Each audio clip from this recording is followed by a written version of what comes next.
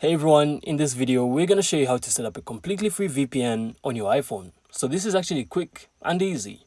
So first, simply head into the App Store and search for a trusted free VPN option like Proton VPN, because it's actually one of the safer free choices and it doesn't require you to do anything sketchy.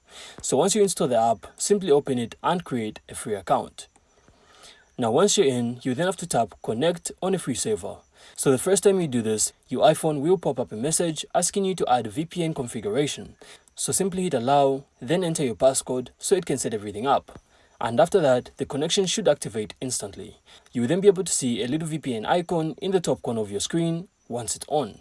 Then to disconnect, simply go back to the app and tap disconnect. Or you can also turn it off by going to your settings, then turn off the VPN option, and that's it.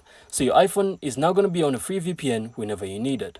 So I really hope you found this insightful, and if you did, then make sure to leave a like and of course subscribe. Then we'll see you on the next one.